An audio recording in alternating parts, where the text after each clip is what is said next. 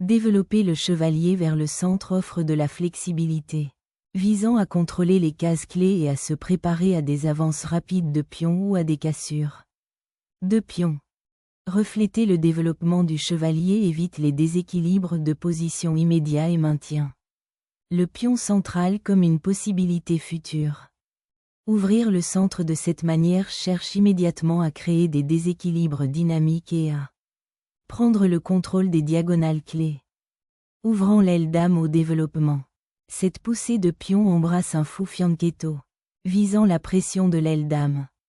La préparation du fianchetto vise à contrôler la longue diagonale, en surveillant les faiblesses des noirs à l'aile dame.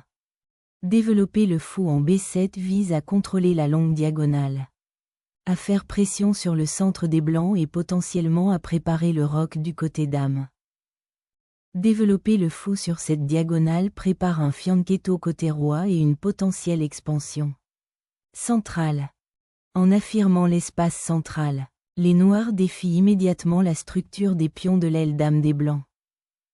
Assurer la sécurité du roi permet aux blancs de consolider leur présence centrale de pions et de se préparer à un jeu de pièces actif du côté dame.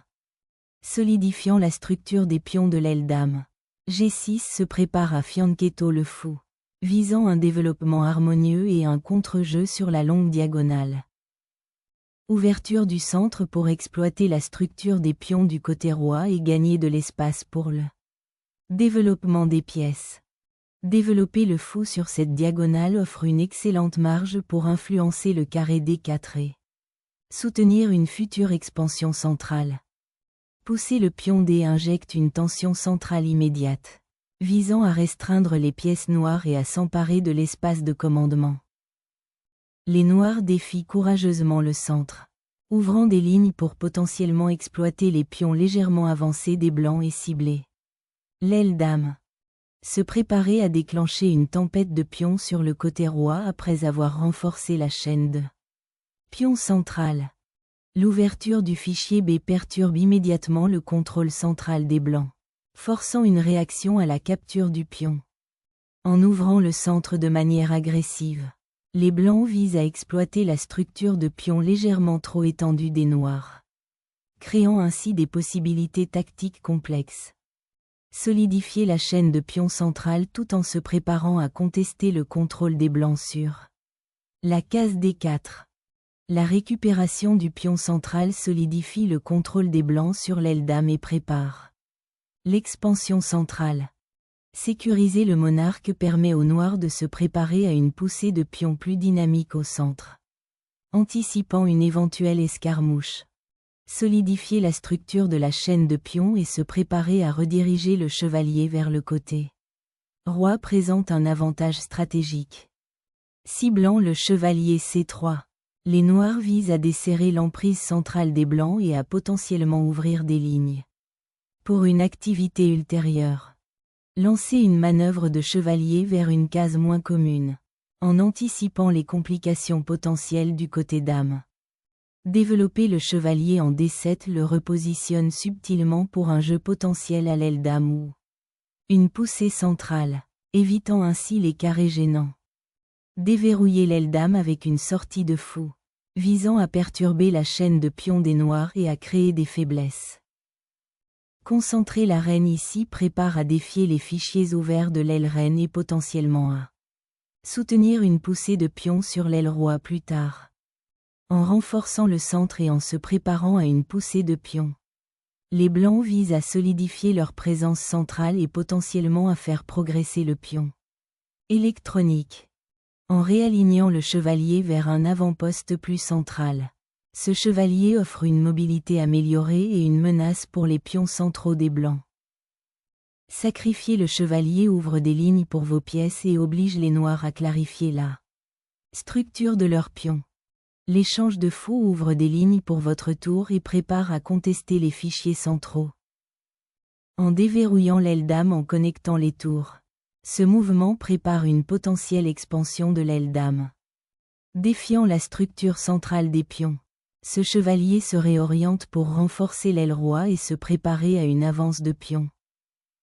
L'avant-poste du fou en H3 défie immédiatement le contrôle central des noirs et vise à perturber leur structure de pion.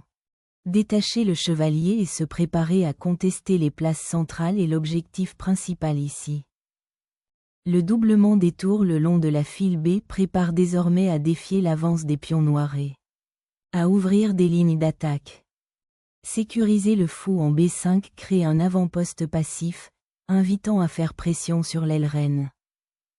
Perturber la diagonale du fou des noirs permet aux blancs de simplifier et de prendre l'initiative.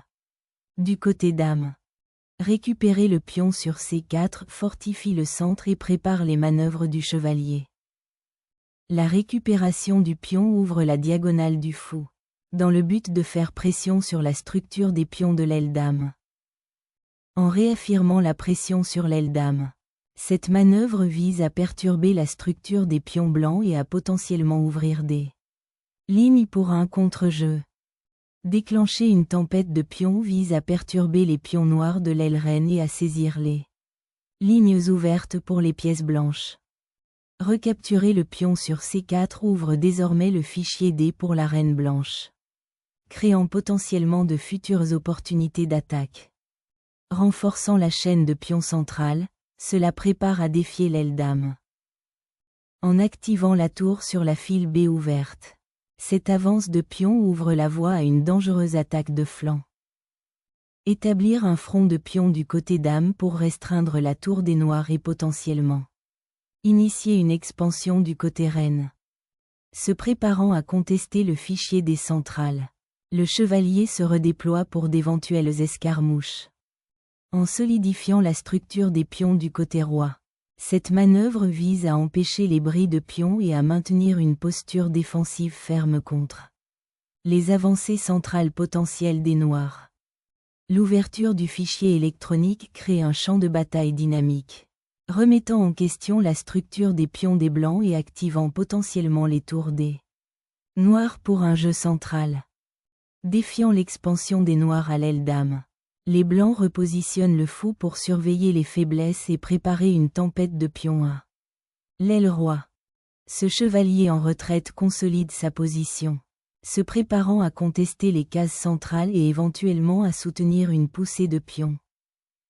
Frapper le pion central ouvre des lignes, créant potentiellement des faiblesses à long terme dans la structure des pions noirs. Une contre-attaque audacieuse, osant perturber le contrôle central des blancs et ouvrant des diagonales critiques pour le fou. Déplacer le monarque dans le coin vise à échapper aux menaces immédiates et offre potentiellement un refuge pour de futures manœuvres défensives. L'ouverture du fichier F crée un déséquilibre dynamique et des opportunités d'attaque potentielles pour les pièces noires. En effaçant les fichiers centraux, cette manœuvre du fou vise à perturber la coordination des noirs à l'aile dame et potentiellement à surveiller l'aile roi faible. La capture de ce pion ouvre des lignes autour du roi blanc, créant potentiellement des opportunités tactiques immédiates. Exposer le roi pour découvrir une attaque dévastatrice ouvre une phase chaotique du jeu. Libérant la tour au deuxième rang. Ce mouvement surveille de manière agressive les faiblesses autour du roi non roqué des blancs et perturbe tout développement pacifique. Sacrifier du matériel pour démêler des pièces et ouvrir des lignes pour vos tours est un pari audacieux. S'en prendre à la reine non protégée provoque un feu d'artifice tactique immédiat et pourrait exposer prématurément le roi noir. En déclenchant une fourchette décisive, les blancs exploitent la position exposée du chevalier et du roi épinglé.